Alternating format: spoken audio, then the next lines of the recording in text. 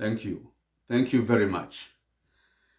The 11th point that I wish to note, in as far as issues to do with the campaign's expenses and party funding are concerned, is the question that of the phenomenon we have seen in Kenya on increases of salaries and allowances among our members of parliament, the Senate, the MCS, and all elected positions.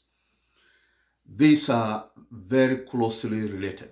The elections campaign vis-a-vis the demand by our elected leaders for more pay, for more salaries. Kenyans have been mad and they have been pissed off with the MPs raising their salaries and allowances so often. And I can tell you that I was also very mad. Until I came to do a very close analysis and I asked myself, why do our elected members, once they are elected, they are demanding for so much? Sometimes they said they don't even want to pay taxes. They should be given tax-free salaries. And I sat down and asked myself, why do our MPs and senators do that? And I got close to the reason. Elected leaders have created so many allowances for themselves and raised salaries to crazy levels. As a matter of fact, a Kenyan president, deputy president, is paid more than the American president, a lot more. Our MPs are paid more than MPs and senators in advanced countries like Canada, America, the US, UK, Britain, Ireland, Germany, and many others. They are paid a lot more. And the question is why, right? Fellow Kenyans, but what makes them do so? Why do they raise these salaries to these high levels? Millions. And we need to ask ourselves, it's not a question of just greed. That is not, we can't just explain it that way in such a simple way. We have called them MPs and all manner of names. But have you ever sat down and asked yourselves, why is this the case? And I don't want to justify those increases. I don't agree with them at all. But we have also to sit down before dismissing them that they are greedy, they are MPs and all that. Ask ourselves, why are they doing so? If you are in that situation they are in, will you do the same? Fellow Kenyans, is it just greed and lust for money?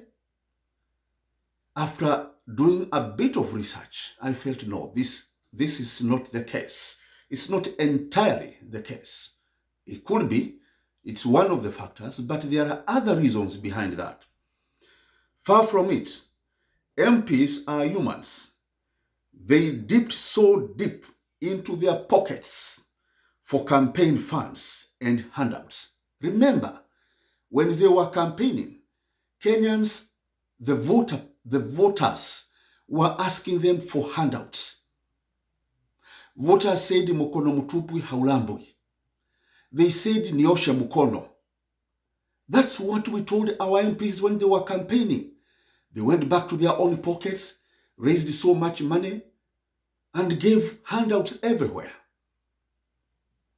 We have to pay those handouts big time. And you can see even today, let me tell you for free, there are candidates right now going around the country giving lesos, giving t-shirts, giving wheelbarrows, giving mkokoteni and all these things. Those handouts they are giving out, we will pay through the nose. Any wheelbarrow you are given, one wheelbarrow that is given out, the money that would have come out of public funds, which you don't know, amounts to 4 wheelbarrows, 4 of them. This is my calculation. So you are given 1 wheelbarrow, these guys will keep the other money for the 3 wheelbarrows. They give you 1 mkokoteni, they keep the money for 3 other mkokotenis. This is why the demand for salary rises has been the case. Ladies and gentlemen, To win, they give voters handouts. By increasing salaries and allowances, the elected leaders are simply trying all ways they can to recover the cost of the elections. They are recovering those handouts. That's why they even decide to get tax-free salaries. But if supporters donated 100 shillings, 200, 1,000, each candidates will in fact consider lowering their salaries. And in fact, that's what we are doing. We are going to lower our salaries by as much as 50%. But we can only do so if the cost of campaign is also shared. A candidate does not shoulder the entire burdens of funding the campaign. That there is friends and neighbors and wananchi coming in to chip with 100, 200, they help. Fellow Kenyans, as long as Kenyans, voters, do not support the candidates in one way or another, salary increases will continue and corruption will hardly end in Kenya. This is the most major reason why candidates raise this money and why corruption thrives. We gave so much during campaign. Everywhere we went, people are being told, line up here, line ya wamama, line ya wazee, line ya vijana. Right? So, when the candidate wins, the money he gave you, he will go back and recover that money once elected. For those who are elected, they will raise the money, they will raise their allowances, they will even demand to be paid with what we elected them to do. They will ask for money for sitting allowance in committees and all that. These are ways of looking for money. Car loans, house loans, travel allowance, right, road allowance, all these sorts of things. Hosting so many benchmarkings and all that. It is getting money. The handouts they gave out. The money that we asked them, mukono mtupu haulambwi, niosha mukono, and all those, these guys will get that money back. And corruption will increase. From my analysis, what goes on in the mind of elected leaders is, we gave you money. You demanded for handouts. It's now time for us to get these handouts back. It's time, you said, mukono mtupu haulambwi, you go to an office, you are being told to give a bribe. Mukono mtupu haulambwi. They now turn back and tell you, mukono mtupu haulambwi. So the story goes on. The corruption cycle goes on.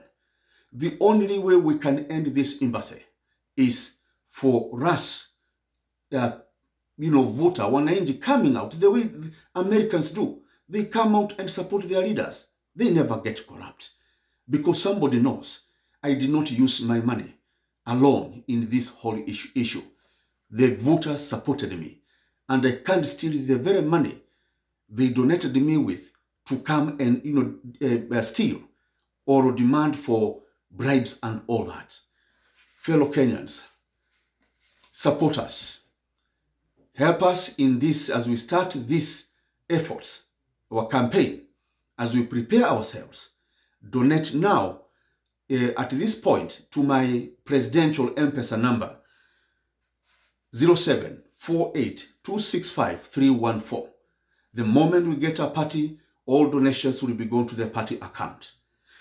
You may also opt to donate through a major program we are carrying out. We want to come and discuss.